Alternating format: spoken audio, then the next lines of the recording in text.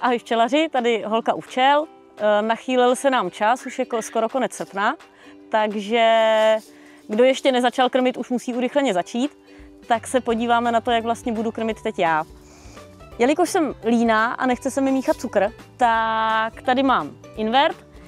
Invert je vlastně klasický cukr, kde je vlastně ale ta sacharóza rozložená na glukózu a fruktózu, takže pro včely je výrazně jednodušší to zpracovat.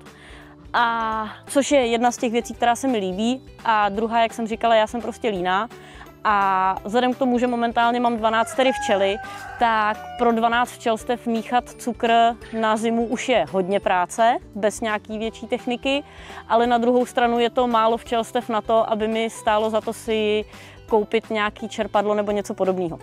Takže já teď jdu tou cestou toho invertu a těm včelám ho budu podle toho, v jakém jsou stavu, podávat několika způsobama. V některých včelstvech mám rámková krmítka, já mám míru 37×30 Čechoslovák.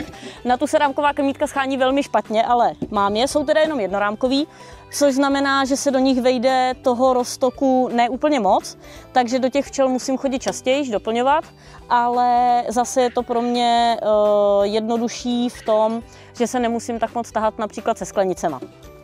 U některých včelstev ale sklenice mám, takže klasicky budu plnit sklenice, které potom budu dávat na ty včelstva. Na sklenicích mám klasický prosakovací víčka, otočím jednem vzhůru, posadím je na nástavek se včelama, překryju dalším nástavkem a zavřu. A u jedněch včelstev, jen tak pro ukázku, si to zjednoduším úplně ze všeho nejvíc, protože tady vlastně mám 14-kilový belík, ve kterém mám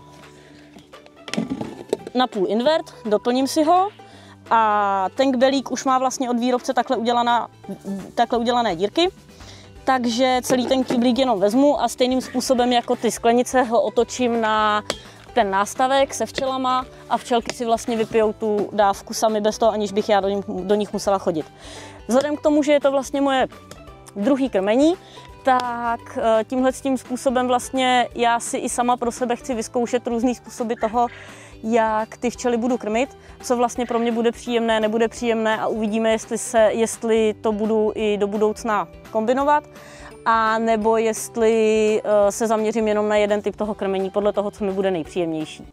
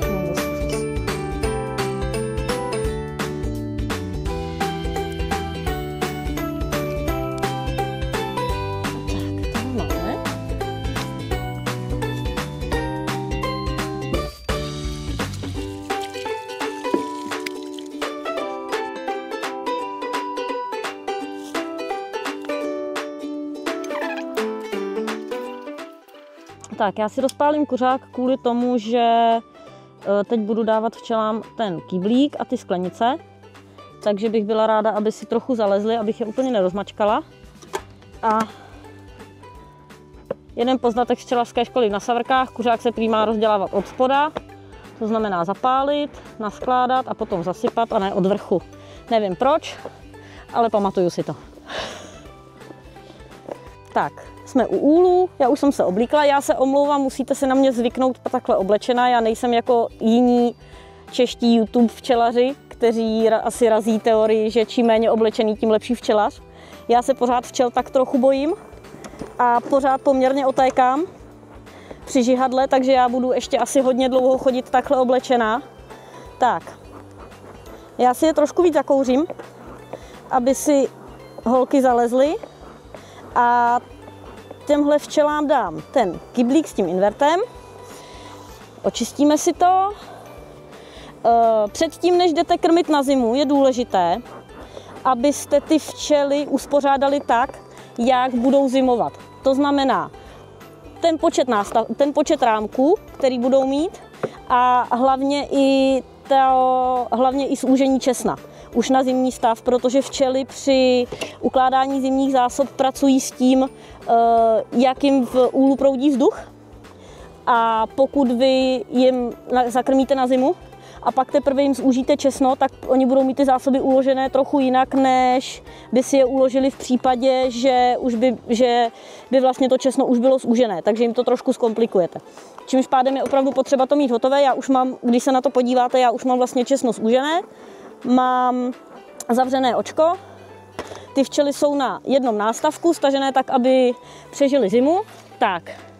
A teď vlastně udělám jednu jedinou věc, a to tu, že ten doplněný kyblík s tím invertem otočím a položím ho na ty rámky, nasadím další nástavek, tak, nasadím střechu a včely dostaly 15 kg krmení, což znamená prakticky celou zimní dávku.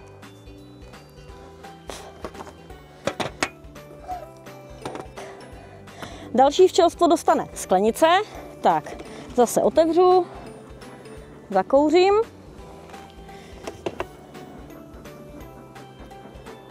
aby si pěkně zalezly. Tak, zase to trošku očistíme.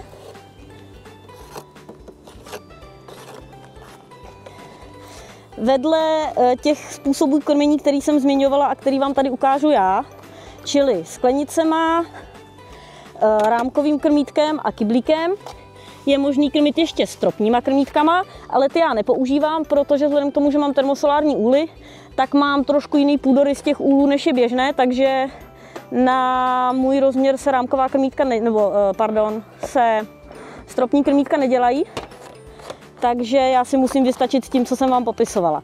Tak, co se týče krmení sklenicema, vedle toho použiju ještě folii, do které jsou vyříznuty díry na velikost vlastně těch sklenic, který si tam položím, proto aby mi ty včely nelezly do toho horního nástavku. U kyblíku jsem to neměla, bohužel, ale u těch sklenic to mám nachystané, takže zase otočíme sklenici, posadíme do výřezu,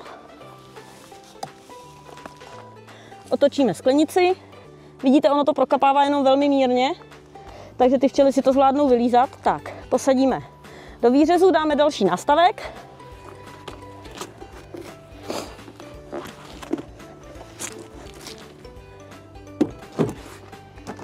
Tak, zavřeme a včelky se můžou začít snažit. Standardně silné včelstvo dokáže ty 2 sklenice s tím krmivem zpracovat třeba během 3 dnů. Takže já se sem tak za 3–4 dny dojdu podívat, abych je znova dokrmila. Fakt je teda ten, že já sem pojedu určitě dřív, protože ty další včelstva dostanou jenom do rámkového krmítka.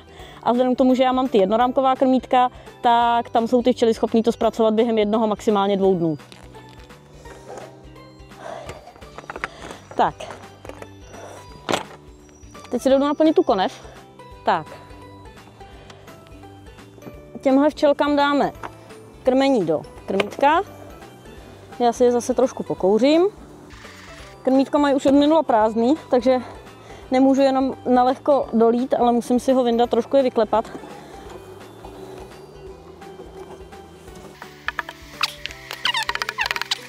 Vyklepaný. Krmítko vrátím.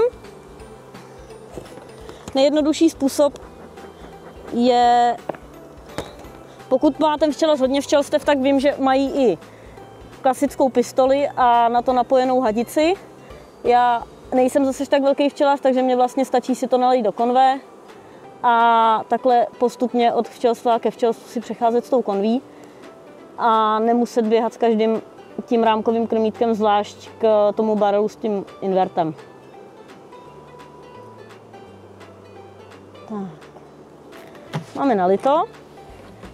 U rámkových krmítek je důležité mít nějaký plovák. Některé rámkové krmítka se s plovákem dodávají, je to vlastně taková dřevěná mřížka, která má natučené hřebíčky tak, aby vlastně koukaly ven, takže když ty včely ten invert nebo ten roztok toho cukru snědí, tak se vám ten plováček nepřilepí na dno, ale zůstane vlastně opřený o ty o ty hřebíčky.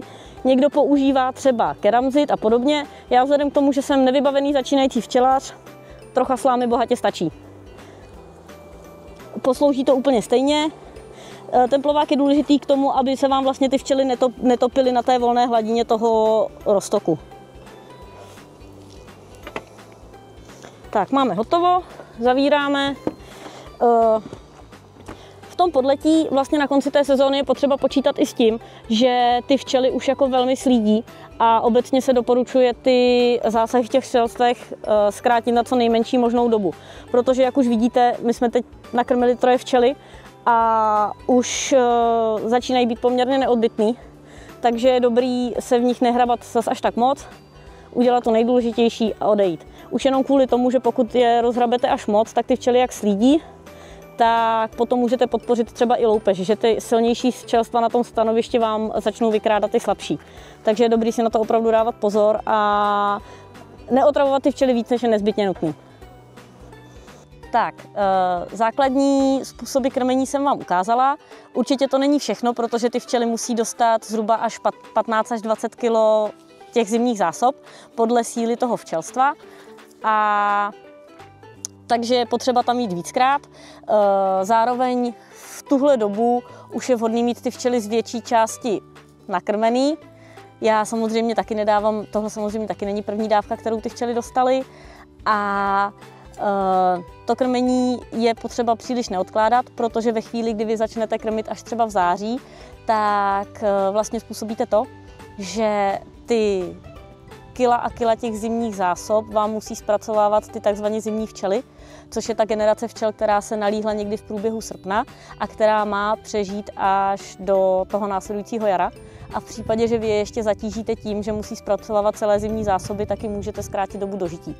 Takže je vhodné ty včely nakrmit už během srpna a dávat si jenom pozor na to, aby ta včelstva zůstala dostatečně nakrmená, takže je třeba ještě prohlídnout, případně dokrmit.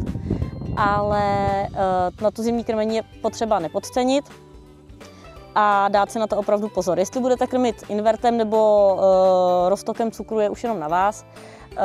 Na to zimní krmení se používá ten roztok cukru v poměru 3:2 a je potřeba si dát pozor na to, aby to bylo pořádně rozmíchané, protože pokud vám tam zůstane vlastně ten nerozmíchaný cukr, tak se vám můžou ucpat, pokud krmíte sklenicema víčka, a ty včely to samozřejmě nejsou schopný zpracovat. Ten invert je vhodný v tom, že ta sacharóza už je vlastně rozložená, takže ty včely mají jednodušší práci s tím zpracováním, ale zase musíte počítat s tím, že toho invertu potřebují včely sníst zhruba o 10% víc než klasického cukru. Tak fajn, to je ode mě asi všechno a já se na vás těším u příštího videa. Čau!